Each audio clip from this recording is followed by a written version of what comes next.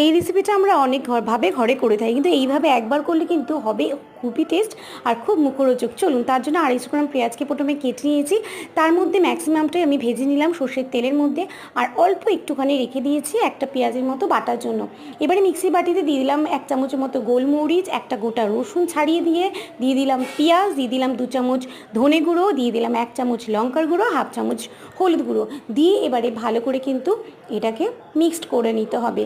আর এদিকে দেখো গরম মশলার মধ্যে যা যা লাগে, লবঙ্গ, বড় এলাচ, ছোটো এলাচ, দারচিনি সব কিছু নিয়ে নিয়েছি। ওটাকেও আমি শুকনো গুঁড়ো করে নেবো।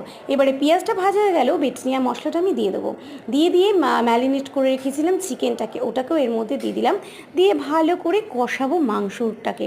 আর এই যে বিহারি চিকেন খুবই এখন ভাইরাল হচ্ছে, আপনারা চাইলে করতে পারেন। আমি যেভাবে করেছি তাতে কিন্তু হয়েছিল খুবই টেস্ট আর খুব মুখরোচক। রুটি, লুচি, পরোটা সব কিছুর সঙ্গে অসাধারণভাবে জমে গেছিলো। অবশ্যই মিট মশলা